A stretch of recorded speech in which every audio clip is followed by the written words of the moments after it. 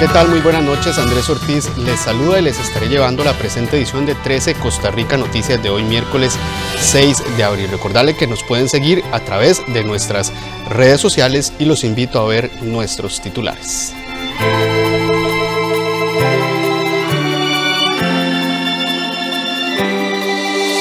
Un informe del BID señala a Costa Rica como el segundo país en la región con mayor endeudamiento de los hogares.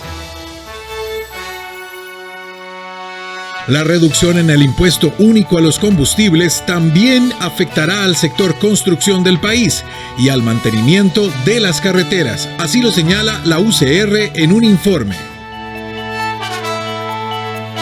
El equipo de trabajo del presidente electo se reunió este miércoles con la ministra de la Presidencia para ver detalles previos al traspaso de poderes. Las cámaras de la Opsicori captaron importante erupción esta madrugada en el volcán Poás. La actividad había disminuido en los últimos 3 meses.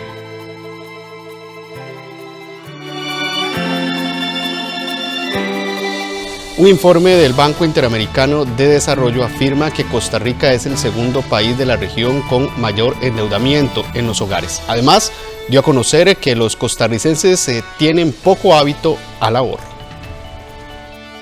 Según un informe del Banco Interamericano de Desarrollo, Costa Rica es el segundo país a nivel centroamericano con mayor endeudamiento en los hogares. El primer lugar lo ocupa Panamá. En Panamá la deuda de los hogares es igual o superior al 40% del Producto Interno Bruto, mientras que en Costa Rica dicha razón supera el 30% del PIB. Además, da a conocer que los hogares en donde se registra sobreendeudamiento son aquellos liderados sobre todo por mujeres jefas de hogar. No salimos muy bien en los niveles de ahorro. Y eso probablemente tiene que ver con una problemática de educación financiera. El estudio también apunta a que salimos un poquito más endeudados que otros países en América Latina, y particularmente con respecto a Centroamérica. Pero el estudio metodológicamente solo considera los créditos a nivel de sistema financiero, de sector regulado. Y ahí Costa Rica tiene una diferencia importante con respecto a otros países que tienen niveles de informalidad mucho mayores que el nuestro. Costa Rica se habla de niveles de informalidad del 40, 45%, y hay países que tienen niveles de informalidad del 60, 70, 80%. Y entonces el estudio no rescata, es muy difícil, no rescata el endeudamiento que tengamos en la informalidad. El informe explica que en Costa Rica las deudas de los hogares son en promedio de $13,000, mientras que en otros países es inferior a los $5,000. Danilo Cubero, director de la Oficina del Consumidor Financiero, afirmó que estos resultados reflejan los retos que tiene el país en educación económica. Hay que enseñarle a las personas a entender mejor los productos de deuda para que escojan el que más se adecúa a sus necesidades. Por ejemplo, alguien tiene un pequeño negocio, una microempresa o un pequeño empresario, por ejemplo, no debería, hasta no sea posible, tomar crédito en dólares, porque si el tipo de cambio sube, como ha ocurrido en los últimos meses, eso va a impactar sus costos y lo va a obligar a subir los precios o a perder competitividad. En el caso de las personas, más o menos lo mismo, tienen que aprender a asimilar que el endeudamiento en dólares es más barato, sí, pero si sus ingresos son en colones, puede ser que el tipo de cambio les haga poner en riesgo la propiedad de la casa o el vehículo. El estudio además indica que Costa Rica es uno de los países que tiene poco hábito de ahorrar. Los actos de violencia siguen presentándose en los centros educativos. Un nuevo conflicto se registró ahora en el colegio de Bagaces. Los psicólogos afirman que ese escenario es producto del confinamiento que vivieron los jóvenes y el reflejo de las situaciones que se viven en sus hogares. Ana Marta Arce nos informa. Ana Marta, buenas noches. Hola, ¿qué tal? Muy buenas noches, Andrés y amigos televidentes. Nosotros nos encontramos en el Instituto de Alajuela, uno de los centros educativos que ha registrado actos de violencia en este curso lectivo 2022. Este escenario se ha venido agravando a lo largo de todo el territorio nacional porque desde el pasado 17 de marzo, cuando se dieron algunos enfrentamientos entre alumnos acá en este centro educativo, se han venido también registrando otros escenarios en diferentes colegios. Hoy, justamente este miércoles, se registró un conflicto entre dos alumnos del colegio de Bagaces. Justamente consultando al Ministerio de Educación Pública se nos indicó que aún no se tiene con certeza qué fue lo que sucedió o qué fue lo que detonó el conflicto entre estos dos estudiantes, pero que ya se solicitó a las autoridades encargadas que emitan un informe por escrito y a lo largo de estos días entonces estarían abordando el tema. Según los datos que había emitido el Ministerio de Educación Pública hace escasos 15 días en una conferencia de prensa, se indicó que del 11 de febrero al 11 de marzo se habían registrado al menos 32 actos de violencia en diferentes centros educativos y según se indica, al día de hoy ya este reporte va por los 71 casos de violencia. Nosotros conversamos esta tarde con algunos psicólogos quienes nos indican que la pandemia, también la presión social y el hecho de que muchos estudiantes vengan por primera vez a los centros educativos después de muchos años de hacer o de tener clases virtuales han sido algunos de los efectos que han provocado esta situación tan grave que se están viviendo en los centros educativos. Pero veamos la siguiente información. Este miércoles se registró un nuevo acto de violencia entre estudiantes. En esta ocasión el hecho se dio en el colegio de Avangares, en donde 2 alumnos comenzaron a golpearse. El video fue difundido poco después en redes sociales. El Ministerio de Educación Pública informó que se encuentra estudiando el caso. Aún se desconoce qué fue lo que desencadenó esta situación. Desde el MEP indicaron que se solicitó por escrito un informe detallado por parte de las instancias superiores a la Dirección Regional de Liberia. Manifiesta el centro educativo que se procedió con la activación de protocolo de actuación en situaciones de violencia y con el acatamiento de lo dispuesto en el reglamento de evaluación de los aprendizajes. Señalar que el centro educativo efectuó las coordinaciones a nivel interinstitucional con las instancias competentes, tal como lo establece el protocolo. Asimismo, se encuentra coordinando una serie de acciones tendientes a restaurar la sana convivencia. Desde que dio inicio el curso lectivo presencial, en repetidas ocasiones se ha presenciado actos de violencia entre estudiantes. Según los datos del MEP, del 10 de febrero al 11 de marzo se habían contabilizado 30 incidentes de este tipo en centros educativos, mientras que el Ministerio Público registra 213 causas por casos de violencia en las aulas. Los psicólogos indican que este tipo de comportamientos se dan producto del confinamiento que vivieron los jóvenes, de situaciones que enfrentan en sus hogares y de la presión que muchas veces viven en la sociedad. Tienen que ver con el aislamiento que han vivido las personas menores de edad, tanto niñas, niños como adolescentes. Tiene que ver con la vivencia personal de esta situación de pandemia, con la vivencia familiar, con la vivencia social, con el tema económico, con esa situación de separación social donde no pudieron estar cerca de sus compañeros ni de sus compañeras. Tiene que ver con que muchos han conocido el centro educativo hasta este momento, ingresaron a un centro educativo virtual, no conocían a las personas ni docentes, ni administrativas, ni compañeros ni compañeras. Hoy se conocen y se reconocen físicamente, así que es multicausal. Estas situaciones tendrán que ver muchas con las situaciones de la pandemia y otras con las situaciones anteriores a la pandemia, como en el caso del bullying y el ciberbullying, que probablemente se acrecentó y que hoy simplemente retorna a su lugar de inicio como era el centro educativo. El modelamiento de los niños dentro de los hogares, desde la primera infancia, el estar expuestos, ¿verdad?, a contenidos que tengan que ver con violencia, la violencia intrafamiliar dentro del ámbito, ¿verdad?, del hogar, e incluso modelamiento en el momento en que ingresan a los sistemas educativos, a la primaria, secundaria, también, ¿verdad?, la exposición a contenidos que tengan violencia, internet, juegos de video. Los especialistas en el tema también consideran urgente acompañar con el diálogo a los jóvenes, identificar el problema y ayudarle. Además, ven el consumo de licor o drogas como un factor que puede detonar actos de violencia. el consumo de sustancias psicoactivas se ha presentado, ¿verdad? Y se ha mantenido en la población adolescente, y es algo que vemos, ¿verdad? Incluso ahora por la reinserción de los chicos a las clases presenciales, en que nuevamente están siendo identificados muchos casos por parte de profesores, orientadores dentro del sistema educativo que están siendo referidos, ¿verdad? En este caso al instituto, a Casa Jaguar, donde damos atención a adolescentes. Entonces sí, la violencia incluso también se asocia, ¿verdad? Con el consumo de sustancias, con la pertenencia a, ¿verdad? A grupos o bandas, por así decirlo, y a otros, ¿verdad? Fenómenos que inciden directamente en el consumo de sustancias, y también a nivel emocional, ¿verdad? Esta parte de los malestares emocionales, el buscar el consumo de drogas como una forma de aliviar los mismos. Estas situaciones, para poder ser tratadas, requieren de un conjunto de actores comunitarios en el centro educativo: padres, madres, personas cuidadoras, equipo docente, equipo administrativo. Hoy estamos viendo también que necesitamos, con más frecuencia de lo esperado, una participación de las fuerzas policiales de manera preventiva, educativa. También necesitamos de esas agentes o de esas fuerzas actoras de la comunidad. Necesitamos de la resolución pacífica de los conflictos, de un entendimiento y una comprensión de muchas situaciones que tienen que ver con la gestión adecuada de las emociones y el control para poder salir adelante ante las situaciones que probablemente sean nuevas para muchos niños, niñas y adolescentes.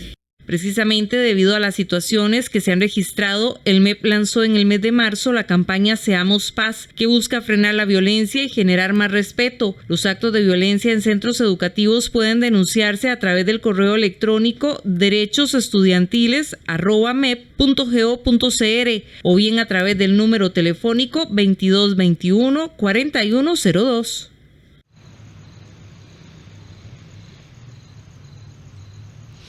Andrés y amigos televidentes, nada más recordar que hace 15 días aproximadamente, donde se dio una conferencia de prensa con el Ministerio de Seguridad y el Ministerio de Educación Pública, el ministro de Seguridad había indicado que debido al contexto o al escenario que se estaba registrando en algunos centros educativos, iban a estar realizando patrulleo durante horas de la tarde y mañana en los colegios. También, entre otras de las medidas, fue que se iban a estar revisando los bultos de los estudiantes, ya que debido que para esos días también se logró encontrar un arma de fuego a un estudiante de Limón. Y bueno, son parte de las medidas que se han tomado, como indicamos en este caso que se registró este miércoles. Aún se está investigando qué fue lo que sucedió y cuáles van a ser pues las disciplinas que se pongan a estos estudiantes. Es la información que tengo desde acá, desde Alajuela. Vuelvo con usted al estudio principal, donde tiene más noticias. Buenas noches. Muchas gracias, Ana Marta. Buenas noches. En otras informaciones, en el campo político, tras haber perdido la contienda electoral y hacer un análisis más en frío sobre lo sucedido, el Partido Liberación Nacional asegura que apostará a un cambio de estatutos y atención a poblaciones que pasan la factura al sistema político. Además, consideran que a pesar de no llegar a la presidencia de la República, salen fortalecidos de la campaña. El pasado domingo, Liberación Nacional perdió una nueva contienda electoral, en esta ocasión contra un partido que ni siquiera ha tenido nunca a un representante en la función pública, es decir, nunca tuvo un regidor, un presidente ejecutivo, un alcalde, un diputado o similar. Con esto, los verdiblancos irán a su tercer periodo consecutivo de no gobernar, es decir, cumplirán 12 años de ser oposición luego de que termine el gobierno de Rodrigo Chávez. Tras esta debacle se ha hablado mucho del fin de la agrupación política más antigua de Costa Rica, algo que para el último aspirante a la presidencia de los liberacionistas, José María Figueres, no tiene sentido, pues más bien considera que el partido salió fortalecido de este último proceso electoral. Hemos llegado a la conclusión unánime de que es una posición muy fuerte por el planteamiento de Liberación Nacional. Fueron a votar más de 900,000 personas en el país. Es un partido que lleva la fracción de mayor número, 19 personas, que inclusive la amplió con respecto a lo que es la fracción actual, que estamos muy...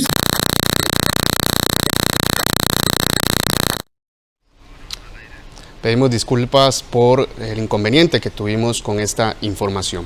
La fracción electa del Partido Progreso Social Democrático, que ya es gobierno electo en el país, indicó que estarían dispuestos a apoyar a Rodrigo Arias de Liberación Nacional a hacerse con la presidencia del Congreso, siempre y cuando los verde y blancos incorporen proyectos de interés de ellos en la agenda parlamentaria.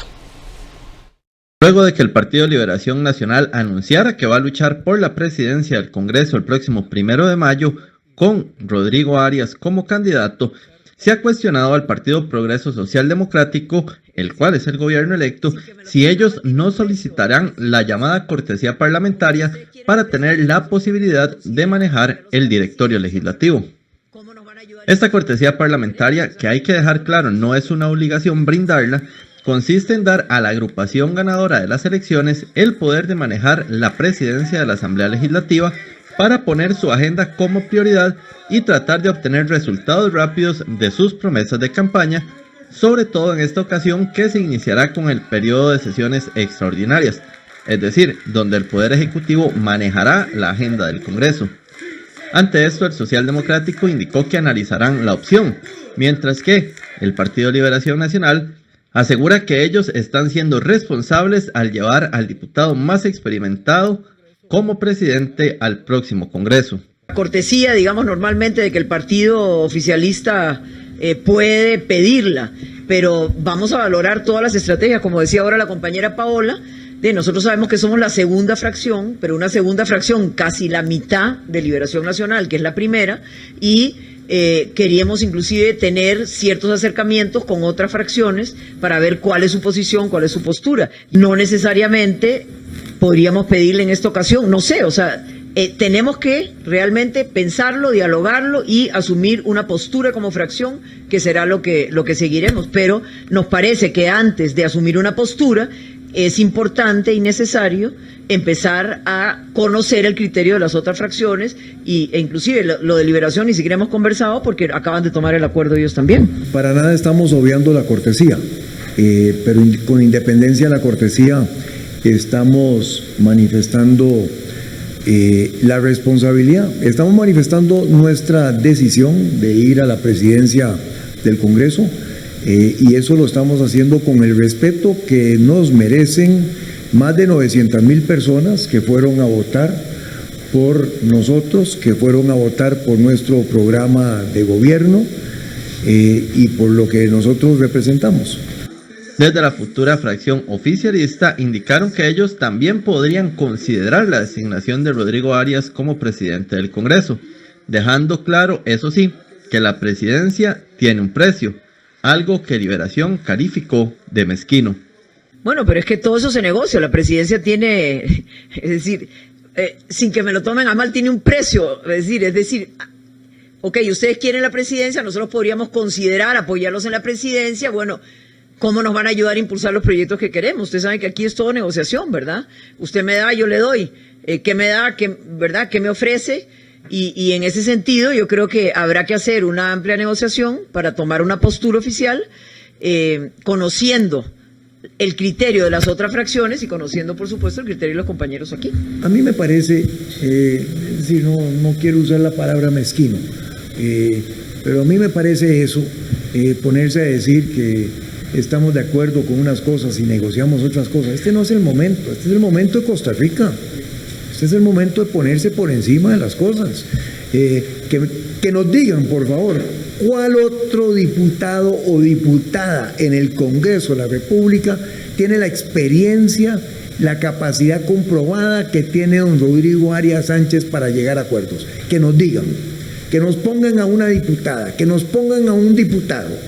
O sea, esto es una cuestión de capacidad, esto es una cuestión de trayectoria, de experiencia.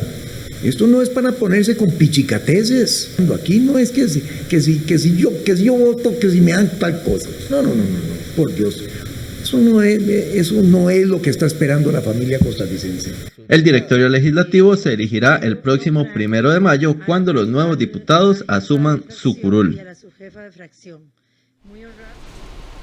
Representantes del gobierno, del Partido Acción Ciudadana y del Partido Progreso Social Democrático se reunieron con la finalidad de iniciar la transición entre ambos, esto con miras al 8 de mayo, fecha donde esta última agrupación política tomará el poder. La administración entrante, liderada por el economista Rodrigo Chávez Robles, tendrá a su disposición 200 plazas para nombrar nuevos funcionarios, esto solo en Casa Presidencial. Estas plazas, según Yanina Dinarte, ministra de la Presidencia, son puestos de confianza que podrán llenar los miembros del Progreso Social Democrático. En la encerrona también participaron Stephen Brunner y Natalia Díaz, vicepresidente electo y coordinadora de construir parte del equipo que llevará Chávez a su administración. Y la verdad, muy provechosa. Pudimos valorar lo que es el inventario y todo lo que existe en cuanto a las plazas a nivel de Casa Presidencial, que es muy importante, ¿verdad?, en este proceso de transición y para ir ubicando justamente a este personal y sobre todo los procesos de trabajo importantísimos que ya vienen en este proceso de transición. También parte, digamos, de las solicitudes que ellos amablemente acogieron es ver la parte de los planes institucionales y operativos que necesitamos ya ir entregando a cada uno de los jerarcas de las diferentes carteras, con el fin justamente de que planes a corto plazo no perdamos esa continuidad que es importantísima, ¿verdad?, de cara a un gobierno a otro. CONAPE podrá financiar cursos cortos, capacitaciones y certificaciones, esto gracias a la aprobación este lunes y en segundo debate del proyecto de ley 22.841, fortalecimiento de las capacidades para mejorar la empleabilidad en los jóvenes, el cual le permite a la entidad financiar cursos cortos en idiomas, habilidades o conocimientos, además de capacitaciones y certificaciones tanto a nivel nacional como internacional. Anteriormente, CONAPE solo podía otorgar créditos educativos para cursos técnicos, carreras de grado, pregrado y posgrado, todo amparado por universidades públicas o privadas. En el marco de la conmemoración del 45 aniversario, la entidad celebra la aprobación de esta iniciativa que le permitirá ampliar su oferta crediticia. Actualmente, la tasa de interés de CONAPE es de un 4.5%, siendo la más baja del mercado desde que inició la pandemia, y ante la coyuntura que vive el país, la entidad tomó la decisión de reducir su tasa, la cual anteriormente era de un 6%. Estamos muy satisfechos de ver de que el Congreso nos pudo ayudar para que esto se convierta en una ley de la República y así ayudar a la gran cantidad, los más de 200.000 jóvenes desempleados en nuestro país. Y sabemos que por medio de esta reforma CONAPE, ellos van a poder ayudar a que los muchachos puedan financiar estas carreras, ya sea en idiomas, en Cisco, en programas como AutoCAD, que tanto lo están pidiendo a diferentes empresas para que ellos puedan incorporarse a la fuerza laboral de nuestro país que tanto se necesita. Estamos muy satisfechos y esperamos de que esto pueda ser de ayuda para ellos. Permitirán un gran aporte al país, dado que actualmente hay estudios que indican que muchas empresas están solicitando este tipo de certificaciones y personal calificado en este campo. Esto viene a marcarse dentro del 45 aniversario de la institución que estamos celebrando en este año, entonces es una feliz coincidencia que este proyecto de ley haya sido aprobado. Y como indicamos, será beneficio no solo para los estudiantes, para CONAPE, sino para todo el país. Las cámaras del Opsicori captaron importante erupción esta madrugada en el volcán Poás. La actividad había disminuido en los últimos 3 meses. Al regresar, todos los detalles.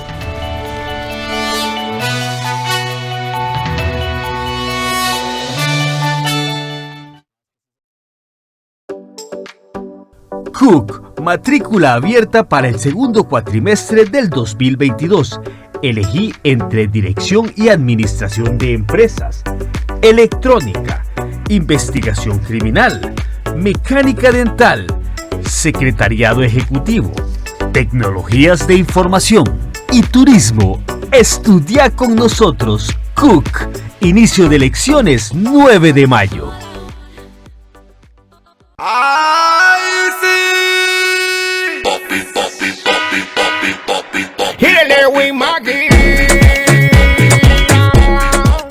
Empiece la mañana poniéndole sabor a la vida al ritmo de Cardio Dance y Salsation. Mejore su condición física, su salud y hasta su estado de ánimo. Acompáñenos todos los días a las 8 de la mañana en Póngale Bonito, el nuevo programa de acondicionamiento físico de 13, Costa Rica Televisión. Su mensaje es revolucionario. Propuso un camino nuevo para llegar a Dios, una vía mucho más sencilla. Santa Teresa, religiosa carmelita descalza, declarada santa, prometió hacer el bien a la gente necesitada. Realmente ves el dolor tan de cerca de la enfermedad, de la angustia de una madre que está perdiendo a su hijo y lo único que uno puede hacer es fortalecerla en la oración en ese momento. El secreto de Teresa, la historia de una mujer que pasó su vida ayudando a otros. En 13, Costa Rica Televisión. En este momento, vamos a comenzar con la audiencia final del juicio crediticio del Hotel Iseshima. Owada está involucrado hasta en el fraude de Eléctrica Tamilla. Encontré la única manera que hay para salvar su hotel. Naoki Hanzawa, de lunes a viernes a las 6 de la tarde. Aquí en 13, Costa Rica Televisión. ¡Sí! ¡Llegó! Nuevo mini crédito del Banco Nacional. El alivio que te sacará sonrisas. Solicita hasta 675,000 colones para solucionar cualquier emergencia que tengas. Aprobado en menos de 4 horas. Con plazos de hasta 60 meses. Fácil y...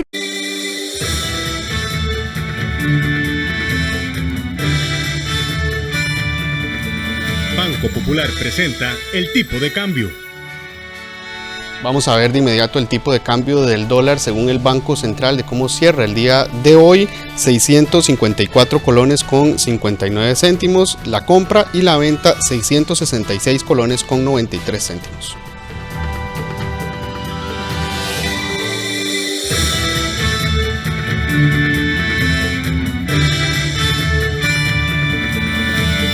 Banco Popular presentó el tipo de cambio.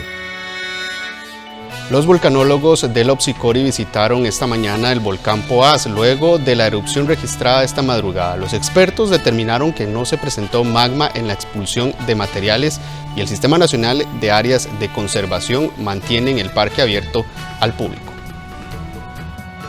Esta fue la erupción que presentó a las 2:42 de la madrugada de este miércoles el volcán Poás. De acuerdo con el Sistema Nacional de Áreas de Conservación, alcanzó los 500 metros desde el cráter principal. Este miércoles, el vulcanólogo Joafra Abar del Opsicori inspeccionó el volcán y valoró la situación del coloso. De acuerdo con el experto, no se encontraron cuerpos magmáticos entre el material expulsado. Lo que encontré era material alterado, es decir, material que fue en proceso de digestión por los gases volcánicos, es decir, era el material mismo donde habían las fumarolas, al lado de las fumarolas, debajo, y es este material que fue expulsado. Y entonces se encuentra mucho material alterado.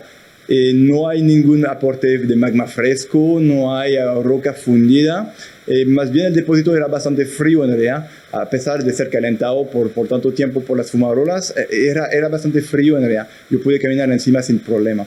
Entonces no es una actividad magmática, es realmente un fenómeno ahí de apertura porque hubo un poco de presión debajo de este campo y que se ocupó el espacio y la liberación. Para el experto, esta erupción no es normal y por el contrario es interesante porque se presentó en una fumarola antigua. No es parte normal de la actividad del volcán, es un evento interesante en el sentido que ocurrió ahí en la zona donde había un campo fumarólico que se llamaba por historia la fumarola naranja. Desde que creció el lago ahí, porque el volcán era menos activo, creció el lago, la actividad fumarólica migró de la zona dentro del cráter hacia el borde y entonces es donde ocurrió esta erupción de esta noche. El Sistema Nacional de Áreas de Conservación mantuvo el parque abierto este miércoles debido a la posición de la erupción y a que no cayó material sobre la zona del mirador. Tenemos que tener presente que se trata de la explosión de una fumarola, no necesariamente con efectos perjudiciales para la visitación. Esto por recomendación de los expertos en vulcanología.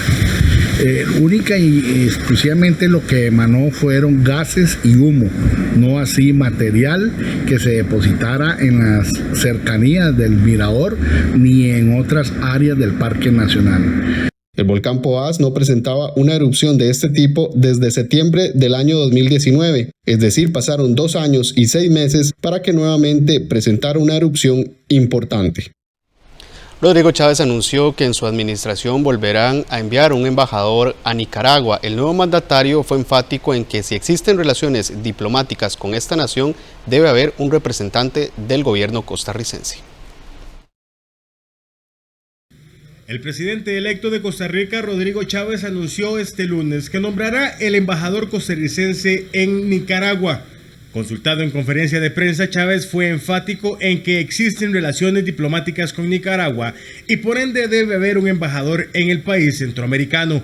Además dijo que es necesario tener relaciones con todos los países vecinos y los gobiernos legítimos. A pesar de que el actual gobierno ha desconocido los resultados electorales en Nicaragua, Chávez dijo que consideraría esos temas solo si el país vecino es expulsado de la OEA. O tenemos relaciones con un país o no las tenemos. Eso de tenerlas a medias no me parece a mí muy efectivo. Independientemente de lo que pienso yo, Rodrigo Chávez, el ciudadano, ya yo no soy ciudadano, soy presidente electo. Y lo que le puedo decir al pueblo de Costa Rica como presidente electo es que la política exterior de Costa Rica tiene un objetivo único y exclusivo, o principal más bien, que es el bienestar de los ciudadanos de Costa Rica. Yo quisiera establecer relaciones de respeto y claras con todos los vecinos y sobre todo con todos los países del mundo para Costa Rica. En junio del 2021, el Consejo de Gobierno decidió interrumpir el nombramiento de Cinia Vargas como embajadora en Nicaragua, dadas las actuales condiciones políticas en ese país. El nuevo mandatario puso como ejemplo la situación que se vive en Rusia y Ucrania, que a pesar del conflicto armado siguen en conversaciones. Pero ¿qué dicen los analistas con respecto a esta decisión que tomará el nuevo mandatario?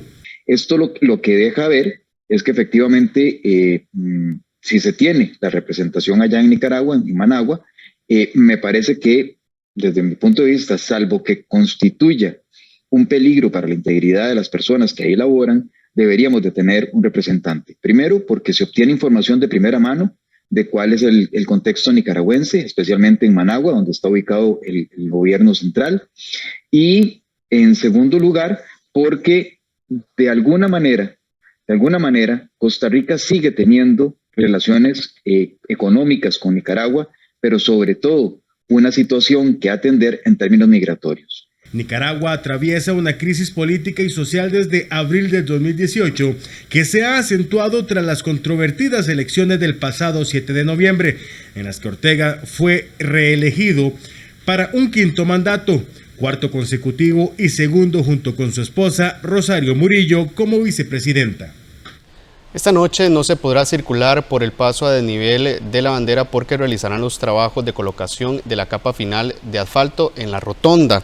Estos trabajos estaban programados para ejecutarlos entre la noche de este martes y madrugada de hoy miércoles. Sin embargo, por las lluvias que se presentaron durante el martes se suspendió. El cierre será desde las 8 de la noche hasta las 6 de la mañana de este jueves y va desde el Mall San Pedro hasta la rotonda del Bicentenario.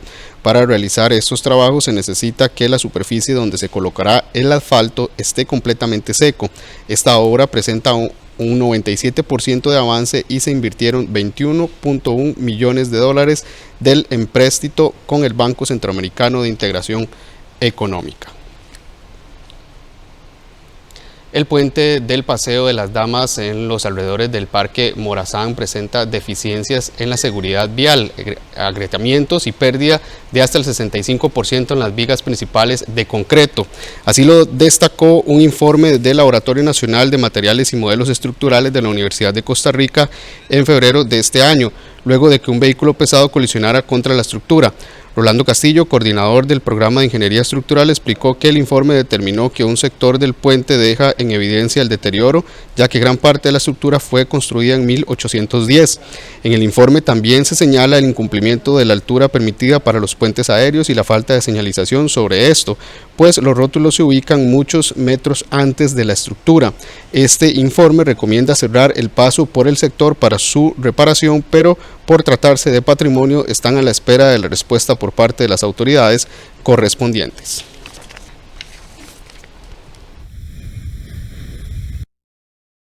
CONAVI nos responde y nos indica que este puente, para poder intervenirlo, primero necesitan hacer unas consultas al Centro de Patrimonio Histórico del país, porque tienen indicaciones de que este puente es, del que el puente está declarado como patrimonio histórico. Nos dimos a la tarea de revisar y encontramos que efectivamente el Paseo de las Damas fue declarado patrimonio histórico en 1994 y por lo tanto, para poder intervenir el puente hay que pedir los permisos respectivos con el Centro de Patrimonio. China registra nuevas cifras de récord de nuevos contagios por COVID-19. Los detalles al volver en las informaciones internacionales.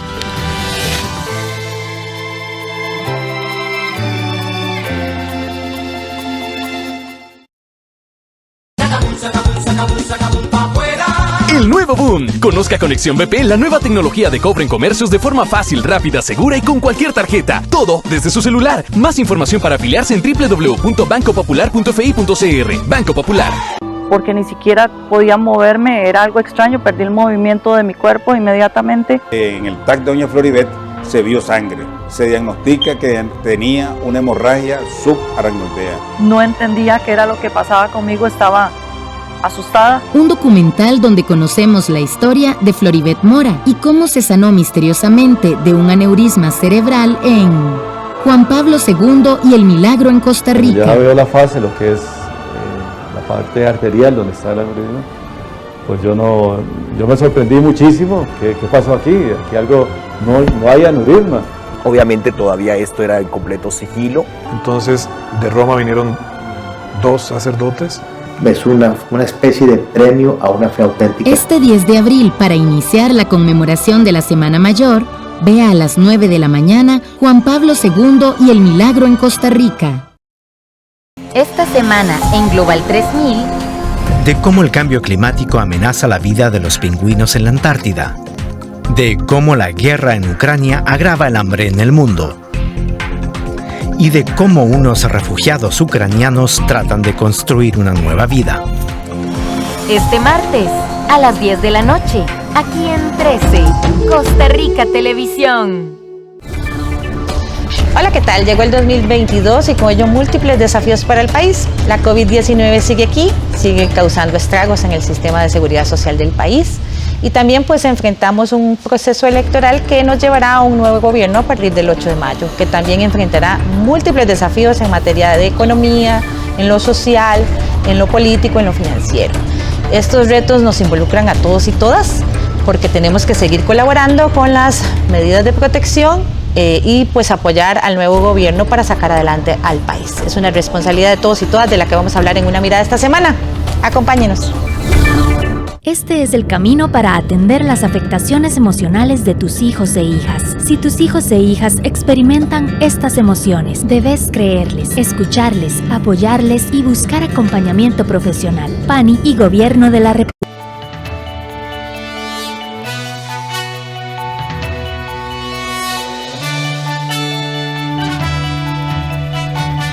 China registró el miércoles más de 20.000 nuevos casos de COVID-19, la mayoría de contagios originarios de la capital económica, Shanghái.